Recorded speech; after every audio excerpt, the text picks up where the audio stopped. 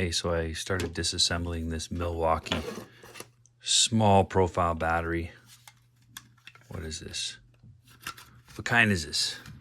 That doesn't say, but it's anyway. Small one, you know? And then right away, I get into cutting the thermistor off the circuit board by accident. So here it is. It was sticking through here so I could test the pack, if it's going off or whatever. So I had to dig it out of this thermal paste here so it was able to be reused and put back in the board.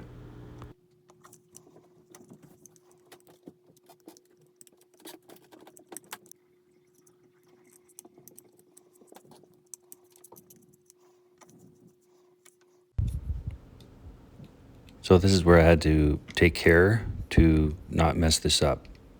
I'm just stripping these leads to solder back through the board. Once I desolder the board, I don't want to have to go get another one of these things. I don't know where I'd have to open a pack or something. It would kind of defeat the purpose.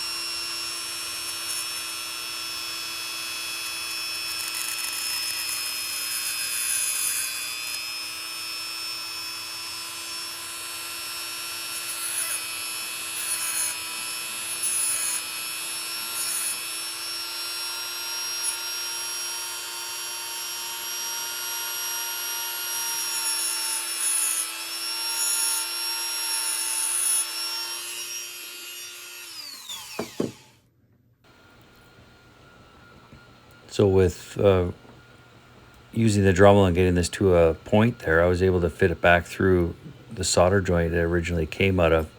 But it was missing, I don't know, about 2 millimeters of the original tab. So I kind of had to bend it in the end. You'll notice at the end of the video there, I'm bending it to make the batteries fit in good. But wait till the end there and see the result.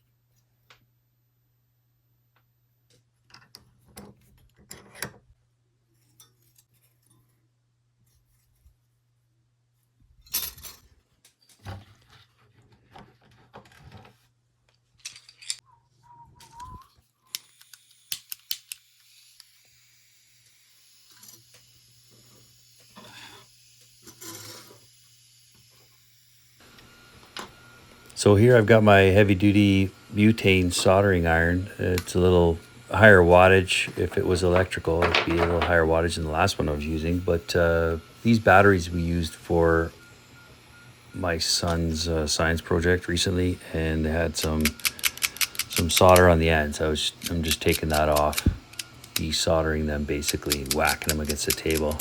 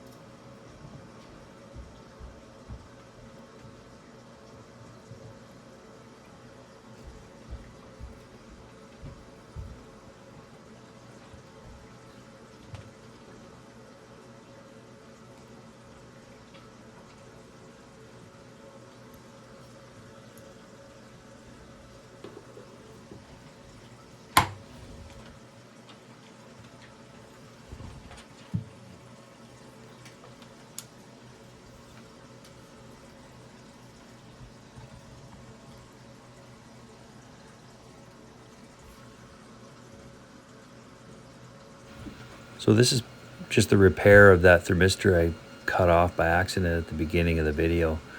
It was a bit of a challenge. Once I got the board desoldered and the leads tinned, I was good. It went in pretty good.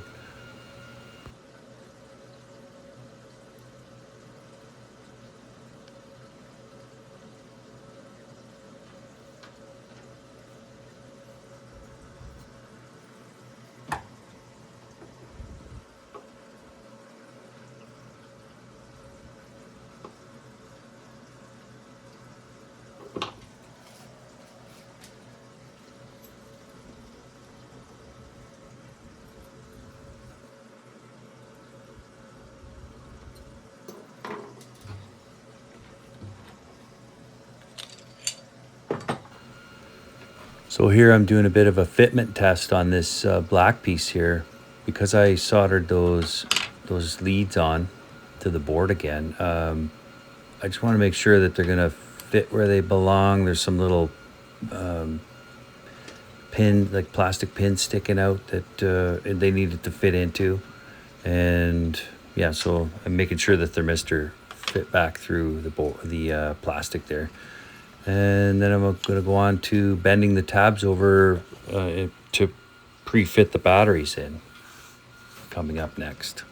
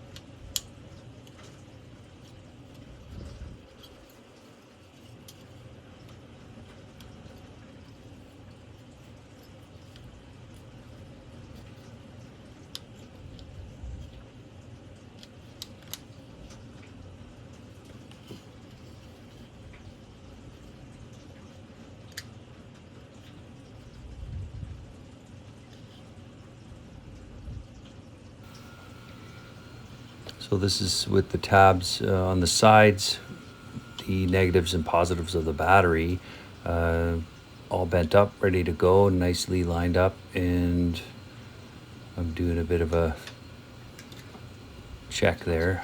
But the left and the right, they have to be bent around on kind of a radius around the end batteries here.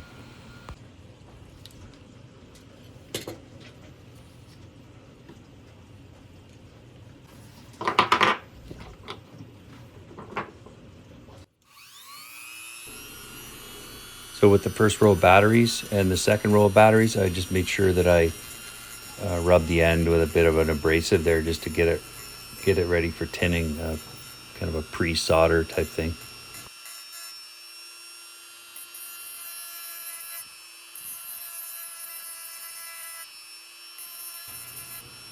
I have a spot welder for this type of application, but since I've already, these are the best batteries I could find at the time.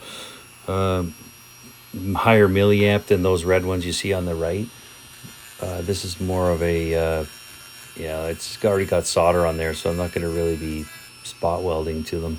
So I just went ahead with the soldering. Since this is kind of a prototype, just to see if this is even feasible and if the battery, the BMS will accept the extra milliamps that I'm adding.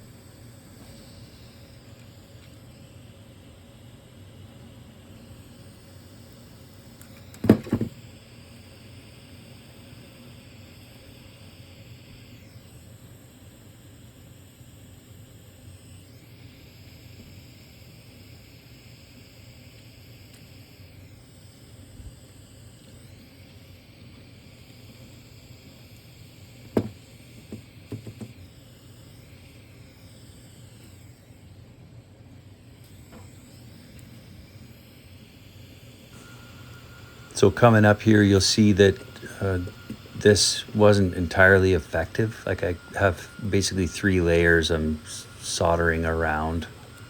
Just trying to get it to flow in past the additional strips I was adding to the second layer there. Didn't work great. I have a little bit of a fix coming up here.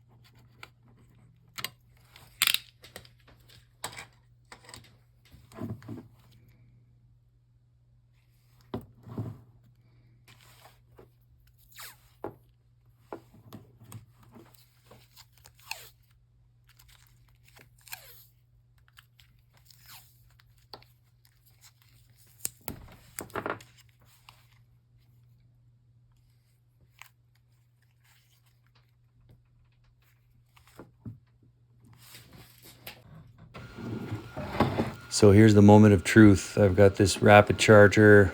I'm just going to touch these leads on here on the battery and see how she goes. If it lights up green, we're good. If it flashes red, it's rejecting it.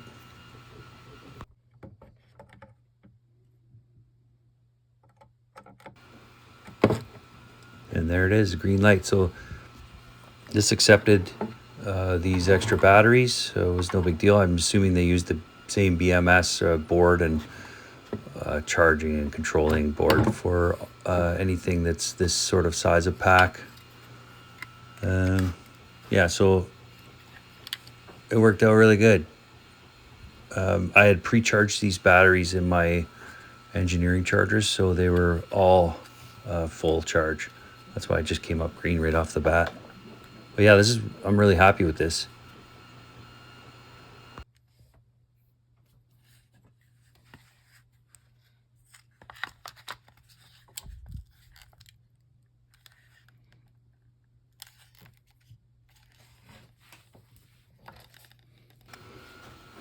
So here's a couple different form factors. I have a fairly large battery for whippersnipper and that kind of thing there, and this one's for my soldering iron, small drill. This one's got 6 in it. You got 3 up top like that, and then 3 across the bottom, laying flat. So you could extend the bottom of this pack, no doubt. Might be a little harder for series and parallel wiring because it's a kind of a vertical and horizontal format here.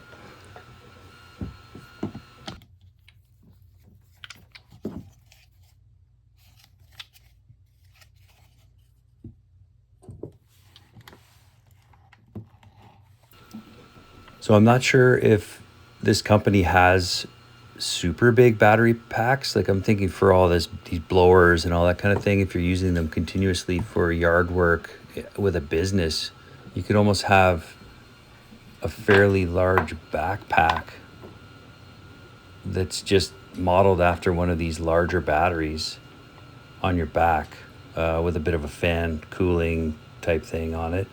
And you could run one of those things forever, well, without burning out the motor, I guess, on the unit itself.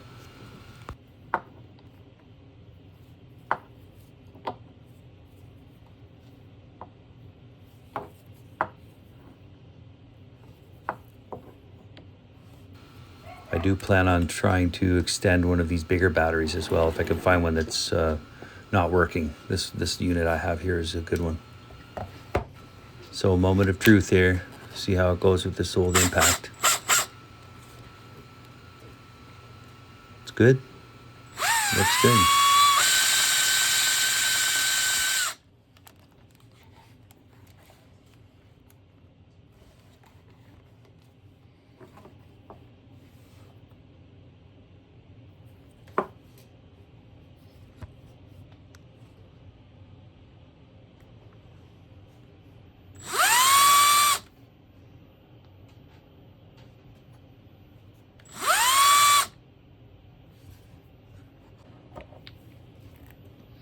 So these 5 batteries are worth, I guess brand new, maybe 10 cents each or 50 cents each to the manufacturer.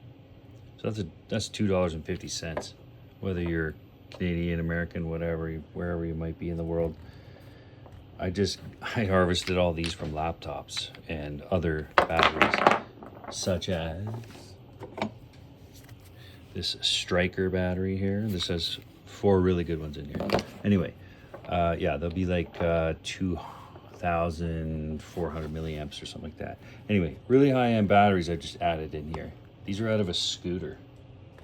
These ones that I added, all of these, all 10. So when you go to get a battery, like you might get a shitty battery like this with your tool, but they really want it to be junk, so that you will buy this huge battery, double layer, and all it cost them was the cost of 5.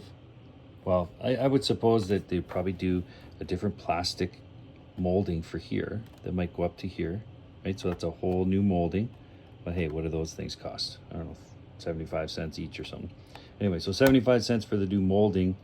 That's not including, you know, the cost of making the other mold. But honestly, they could make the small and big molds in this moldings in the same mold. So anyway, $2.50 worth of batteries, different mold for the bottom. That's all this takes. I thought it was going to reject the milliamps that I'd added, or amps. I suppose I'm probably around 12 amps I've added to this battery pack, or 12.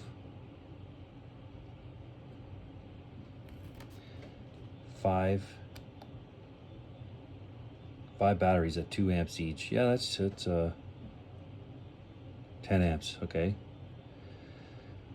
So there's a top row of 10 amps, bottom row of 10 amps. That's 20 amps, or 20,000 milliamps to this. This is actually a really old, crappy Impact, but it seems to be working pretty good on this battery. That's for sure. Yeah, so the cost of maybe $10 to the manufacturer, not even, man. They make this shit en masse. So let's say $5 for material. They make a battery that they charge you, oof, what are these batteries worth? Like now on sale, you can buy 2 sets of batteries for $250 or something, or one of these is like $180. It's crazy. It's crazy. So you're getting gouged by the name. See the name? Yeah. They all do it though. I'm gonna do the same thing to an old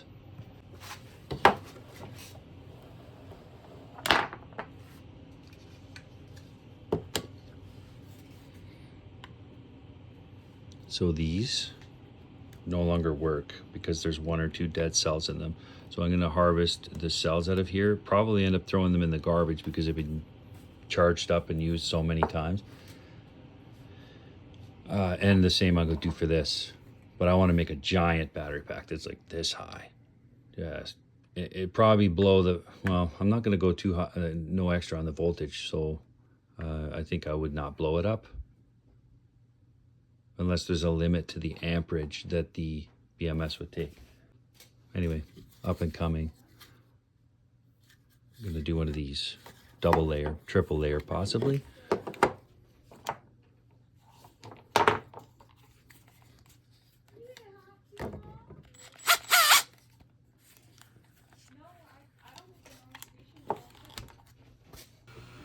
So thanks for watching my video. Like and subscribe. Plan on bringing more of this kind of content in the near future. Thanks a lot.